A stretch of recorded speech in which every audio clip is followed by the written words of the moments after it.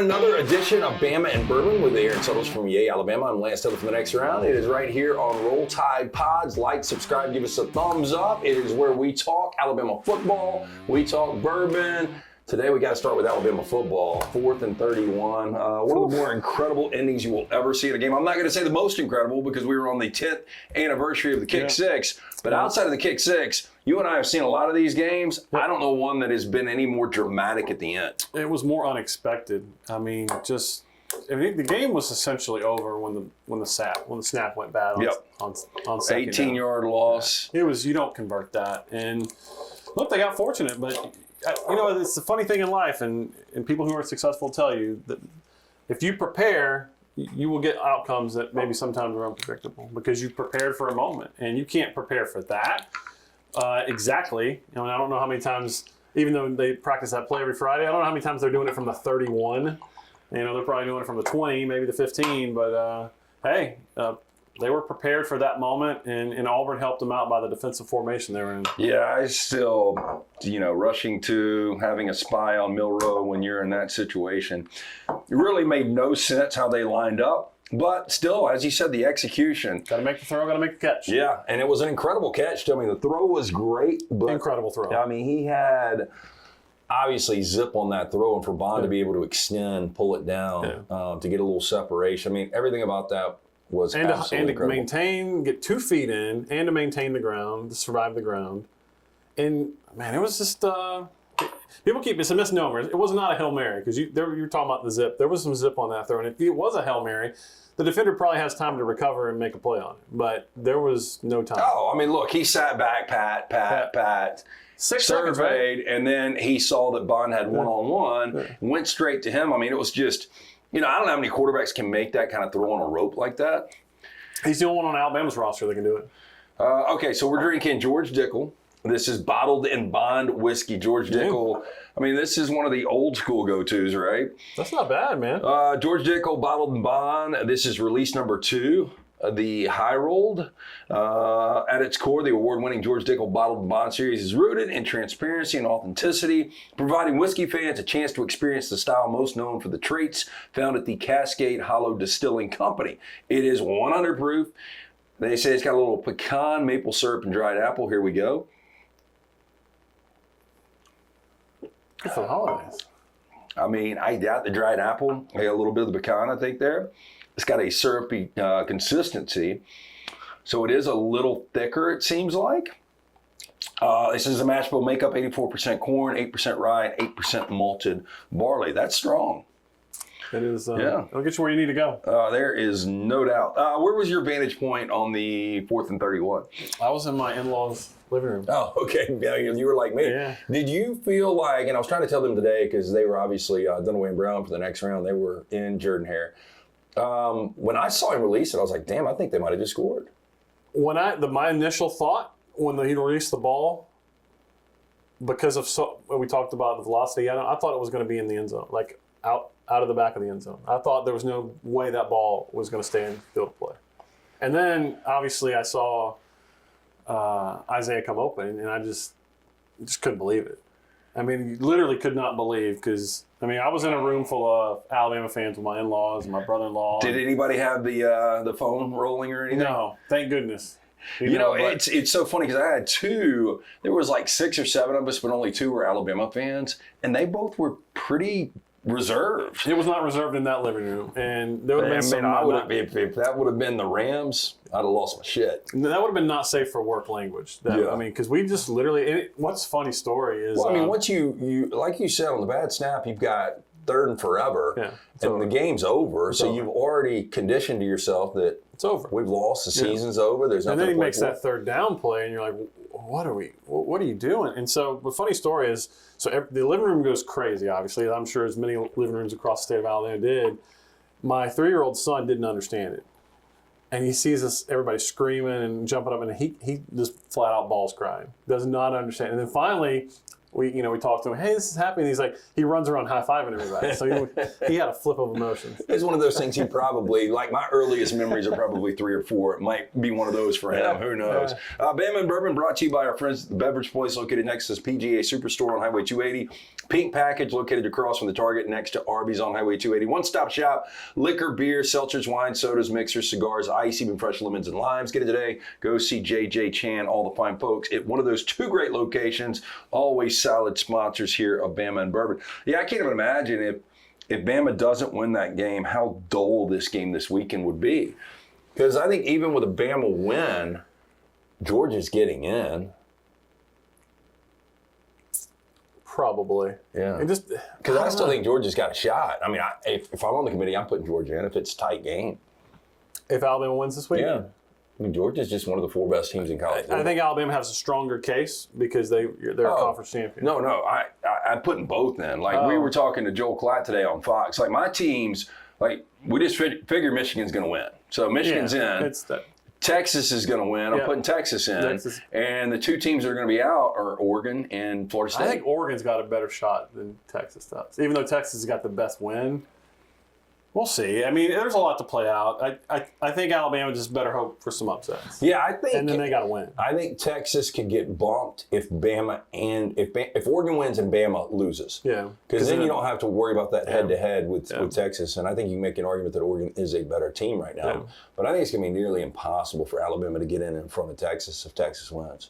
You can't, because then you just throw away the regular season. Yeah, and everything about it. Yeah. If for all the years where we're like, are there really even 4 good teams to have a playoff? There are more than 4 teams this year. Yeah. This would be the perfect year to start a 12. No, I think there's 8 legitimate teams. Yeah. I mean, I think when you look at it, I think Ohio State's still in the mix. I don't think they're going to get there. They have to have a ton of chaos, but they're a really good team. Yeah. So Michigan, Ohio State, Alabama, Georgia, Oregon, Washington, Florida State, and Texas. I mean, I think those 8, if you had an 18 playoff. It'd be incredible. Yeah, it really would be. But I agree with you. If you put Alabama in over Texas, and Texas rebounded well because they had not been playing their best football, but they took care of business versus Texas Tech and looked like that. But Alabama is not the same team as week 2 in the season, but you can't discard head-to-head. Okay, before you give us an update on Jace McClellan, and I think a lot of Alabama fans want to know what's going on with him, tell us about Yay Alabama, how you can get involved, and one of the reasons,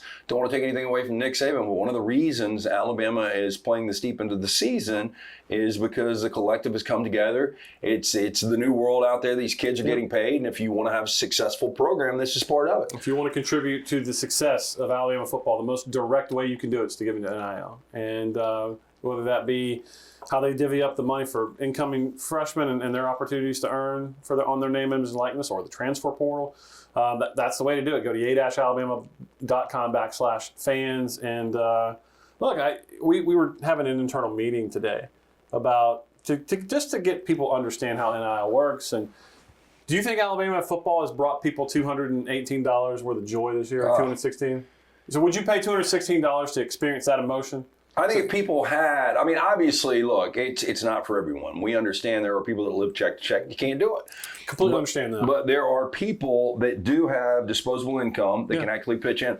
I mean, it's Netflix a month. Was it not worth just the win over Auburn for $218? Just to sort of give this team an attaboy, like the moments of pure joy they've brought this season, to me is worth $216 a year, which is the $18 a month membership, our lowest membership out there. But if you got a membership, tell someone else about it. We certainly appreciate it. And if you can swing it, we certainly appreciate that too. We are in the middle of a big holiday giveaway.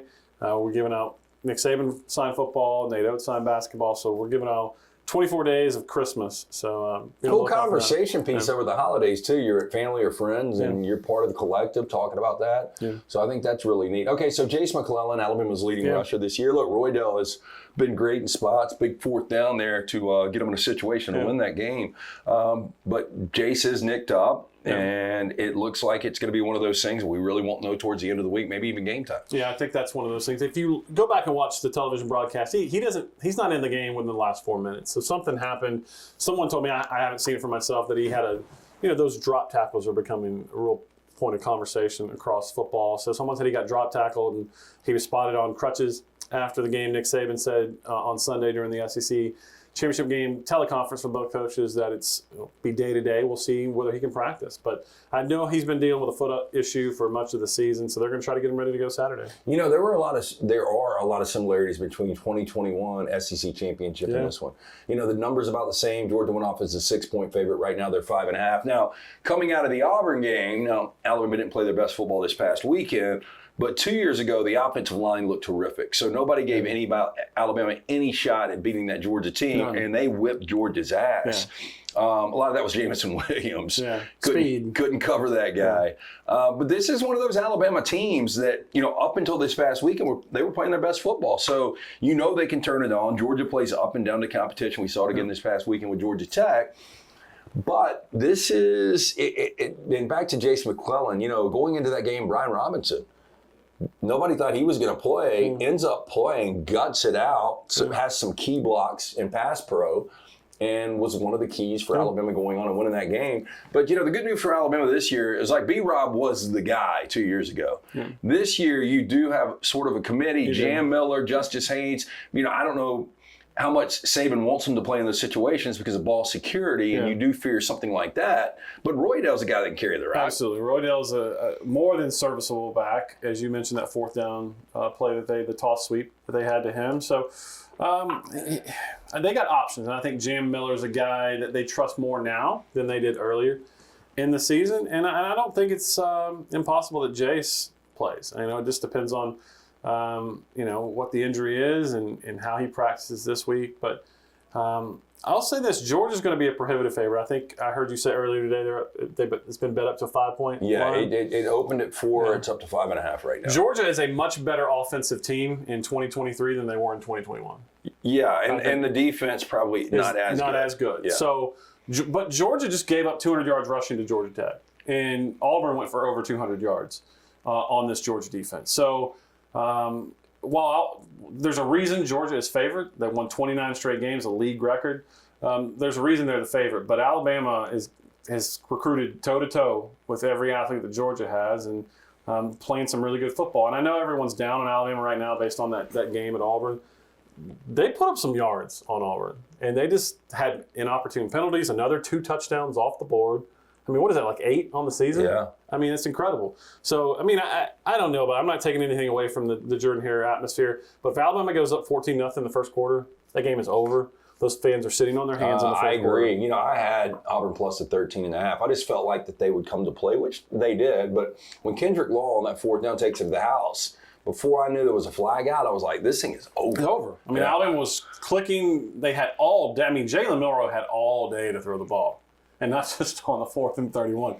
And so, but the offense moved the ball. They just they had some inopportune penalties and things bit them, self-inflicted wounds. But there's one thing for certain. They will not have as much time to throw the ball this week as they did versus Auburn. It's Bama and Bourbon with Aaron Suttles from Yale, Alabama. I'm Lance Taylor from the next round. It is Roll Tide Pods. Like, subscribe, give us that thumbs up. We talk a little bourbon. We talk a little Alabama. It is always brought to you by our friends at Gutter Cap, 823-2212. Cap it, don't snap it. Leaves are almost through falling. The last thing you want to do is get on the roof. You slip, you fall, you snap the neck and die. You're no good to the wife or kids. Cap it, don't snap it. 205-823-2212. Chris Stewart will come out, give you an absolutely free estimate. Nothing to lose to see what the cost is. For more information, go to capbirmingham.com. So Brock Bowers didn't play this past week. No.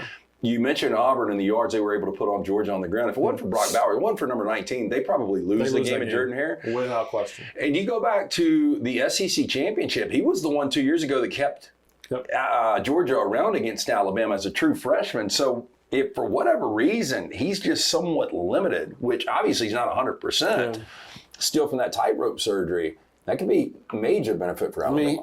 Position for position, for me, pound for pound, he's the best player in college football. Now, I know he's not going to get recognized that because he's a tight end, but he's dominant. Yeah, Mel Kiper right now, and we know the importance of quarterbacks. He's got Brock Bowers number 4 on his big board. He's incredible. Yeah. Hats off to that young man. I think Alabama's got a matchup problem in this game, and I think it's at slot and the tight end because Caleb Downs, who I've touted all season long, if there's a weakness to his game, it's pass coverage. And I think Auburn tried to highlight that a little bit, and I think Georgia will. So whether it's Ladd McConkey or Brock Bowers, whoever Caleb's matched up on, they'll probably try to make their hay in the middle of the field against some matchups, and probably against the freshman Caleb Downs. You know, Alabama this past weekend, one thing they got to do is clean up the penalties. I mean, they had some back-breaking penalties, and I know a lot of those were questionable. If you talk to Alabama fans, it was, we got bad calls. And Auburn got some bad calls, too. Yeah, there were bad calls on both sides. It was a poorly officiated game. It really, really was. But Alabama cannot have back-breaking penalties, and you can't. You know, they did a pretty good job against Auburn. Didn't turn the football over and forced 3 turnovers. If you can be +3 against Georgia, you got a really good shot. I'll tell you the most shocking thing to me as it pertains to discipline and penalties, and it was on that 4th down call. They look like they're going to set up for the tush push, right? They asked those linemen to be in their stance for a long time, and I kept waiting. I'm like, you got to snap the ball, or they're going to false start, because that's what they do on the road. Yep. But it also worked to their benefit because they kept Auburn in that stance for 20 seconds. But those self-inflicted wounds have bitten this team this year, whether it's a errant snap for whatever reason, or someone's jumping off sides, or you're a crackback block, which killed an Alabama drive with Kendrick Law this past week. Those type of penalties, discipline penalties, or if Alabama can get that cleaned up, they got a shot against anybody in the country. And if they beat Georgia, this team might be the prohibitive favorite to win the national championship. Oh, I think they will be if they beat Georgia. Right now it's Michigan, and I was trying to explain to the guys today the reason being. Like, I think everybody knows at their best Georgia's a better team than Michigan, but Michigan is almost guaranteed being there based on the fact they're playing Iowa and they're 22.5-point favorites. Yeah. Georgia still, I believe if they lose a tight game to Alabama, they should be in. That doesn't mean they get in. I don't think they will, but I agree with your premise. They should be in. Yeah, so what Vegas is looking at is Georgia's still got this massive game against Bama. Like, Michigan's already going to be in the playoff. Yeah. So they're not sure that Georgia's even getting to the playoffs. That's why Michigan right now is the favorite. Yeah. But whoever wins the SEC is going to be your favorite once they get there. I completely agree. And nobody wants to play Alabama because, listen, it's taken a long time, and he is not completely there yet. But Jalen Milroe's figuring it out, folks. Oh, hey, and I was going to bring this up back to 2021. That drive, the 97-yard drive from Bryce Young, in that environment, I think helped them when they got to the Georgia Dome, because we know this, as great as Alabama fans are and as well as they travel, there's going to be more Georgia fans in the Dome. Yeah. And so I think being in that atmosphere that they were in Jordan-Hare helps them for this coming weekend. I completely agree. And it won't be 50-50 split, because you mentioned. And Georgia's got an Alabama problem. Georgia's been dominant, but they've beaten Alabama once under Kirby Smart. So, and that was with their 2 best receivers not playing, pretty much. Yeah. Yeah, I mean, Mechie was already out. Yeah. Jamison goes down during that game. Yeah. That game was in doubt until the return, what?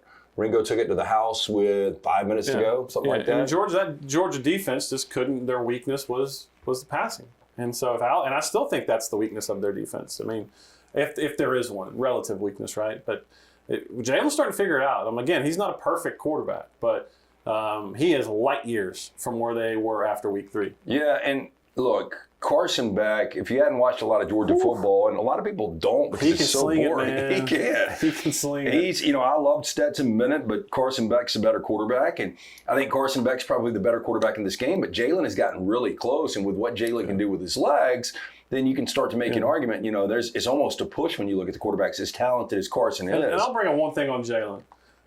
He hasn't quite figured out when to run yet. And what I mean by that is I think it's been beaten in his head that he had some stop running. Great opportunities on Saturday. So even now, I think he defaults to I'm not going to show everyone I can run, but I think there needs to be opportunities in this game where his legs can be the backbreaker. See, my default would be run. Yeah. Like, that's the natural instinct. That's naturally what he does better. He is getting really polished as a passer. I mean, there were scrimmages this fall, Lance. They basically said you're not allowed to run.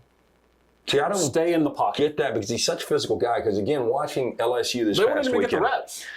You got to go through your reads. You can't just be a one-read quarterback. They wanted to beat into his head. You've got to go through your reads. See, Jaden Daniels, best player in college football, by the way, right now. Pretty good. A&M did everything they could to keep him off the field this past weekend, and he still put up massive numbers.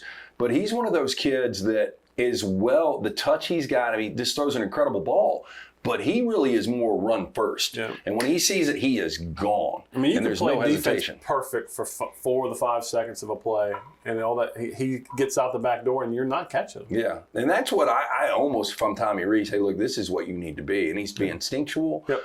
But, Jalen's just that talented with his legs, and the kid can absolutely fly. Yeah. What do you think of the George Dickel? Man, I think it's pretty good. I do too. It surprised me. Yeah. I mean, because this is one of those price points. I'm going to guess $25, $30 bucks. What it probably should be. Yeah, I mean, but this is one of those you can grab perception. Yeah, I got this. On and the I way was to not expecting it to be for me to like it as much as I do. I was talking to Chan from both Pink Package and the Beverage Place, and he's like, "Do you guys want to do an eggnog for the holidays?" And I said, "Yeah, we'll do an eggnog." I don't know. Do you like eggnog? I don't know that I've had it all that much. Okay. I think I do like it. Well, they do prepackaged, and they've got they got an Early Times, they got a Jim Beam. I think Dickel's got one. Buffalo Trace has got a good one. I didn't know that. Yeah. So I can find us a really good one. Yeah, but this is like a really good. That's really good, man. Mix for an eggnog. It's got a little spice to it. It's 100 proof. This was distilled, Lance, in the fall of 2008. Yeah, my old man used to drink some Dickel. So Alabama had just come off. Would you say 2008? Yeah. Here's two. Oh, damn. How about that? This is right when Alabama was turning the corner. They just broke the streak in the Iron Bowl. It's been a good run since then. So I'll ask you this. Next week when we're doing this, we'll know whether or not Alabama's in the college football playoff. I said earlier this year I thought this was going to be Nick Saban's last year, and now I'm like, there's just no way. I don't know, he seems rejuvenated. I think he's really enjoyed coaching this team. I think it's brought some of the joy back to football because look, as much as Nick Saban, and he's the best psychoanalyst coach we've ever seen in terms of being able to sort of get his message distilled to the players in a way that they can relate to. But I do think expectations weigh on people. And it's why it's so difficult for teams to have success once they've reached the mountaintop. I think after the Texas loss, there were no expectations for this team, particularly at the following week at USF. I think expectations went out the window. And that's why I think, quite frankly, there's been so much joy in this season because you let go of the expectations and you just enjoyed when the team played well. I think the same is true of Nick Saban. He didn't put any expectations on this team in terms of goals, right? And so the fact that they've worked themselves into this position, when they went to A&M, no one gave them a shot. When Tennessee came to Tuscaloosa, well, they can't slow Josh Heupel's offense down. When LSU, you can't stop Jaden Daniels. I don't know if you can go on the road and beat Auburn in that environment. I think every stop along the way, they keep answering these challenges, and it's not 100% pretty. It's not perfect, but they keep winning. And so I think that's rejuvenated him. I think it's brought a lot of joy to him. Do you think if, for whatever reason, they beat Georgia, they get into this college football playoff and win it, would it be his most satisfying championship? His? Yeah. I think it has to be. I mean, I really think it has to be because... it was just 2 weeks ago you get Alabama at 16-1 to win the national championship. I mean, even now, we're talking about a scenario where they're going to have doubters. I haven't seen it for myself, but people are telling me that Heather Dinich is saying that Alabama beats Georgia or not, they're not getting in. I find our world difficult to believe where an SEC champion a one-loss SEC champion that it challenged itself with Texas out of conference doesn't get in. If Alabama wins, to me, there are only 3 teams that can trump them. Michigan, Texas, based on the head-to-head, and I do think Washington at 13-0 is going to be tough to leave out because they've been in the top 5 basically the entire year. Now, it wouldn't completely floor me if I think Alabama gets in over an undefeated Florida State. I tend to agree with you. I mean, because they're better. I mean, if you're going... The ACC is just not where the SEC is, and if you're going best team the way they're playing right now, Alabama would beat Florida State. I mean, Florida had them down 12. I watched the entire game this past weekend. You hate to put the burden of an injury on an entire team, but you got to project Florida State forward without Travis. Yeah, look, I'll tell you this: if Bama wins this game by 14, and Jalen Milroe was to go out on the final drive and breaks an ankle or something, you got to hold that against them. This is part of it. I do think the SEC is probably still going to be dealing with their out of conference. And to start the season off, they did not have a good out of conference. Yeah, but I still think the SEC, depending on what happens this weekend, can get to it. I think Georgia and a loss can still get into this thing. They should be, and I don't know that they will. Yeah, they need a couple of things to happen. Probably need Texas to lose, Florida State to lose. A couple of those things happen. It could happen. This is Bama and Bourbon. Special thanks to Beverage Place and Pink Package right there off of Highway 280. Go see Chan, JJ. They do incredible work. They provided us with their George Dickel today, which was very, very good this holiday season. Once again, Yay Alabama, how can people get involved? Yay-alabama.com/fans for his Netflix press of a subscription. You can support Alabama and make your own self happy and give your own self joy knowing that you're allowing Alabama to be its most competitive self. He is Aaron Suttles from Yay, Alabama. I'm Lance Taylor from the next round. It is on Roll Tide Pods. Like, subscribe, give us that thumbs up. It is Bama Bourbon. We do it every week. Good luck to Alabama. Yeah. Big. They get bigger and bigger. This is the biggest one. This is, Gus and Joel were talking about it on the game on Saturday. That was the first playoff game of the season. Friday night will be number 2. Yeah. Saturday will be number 3. Yeah, that's right. So we'll see what happens. We'll be back next week, though, right here on Bama and Bourbon.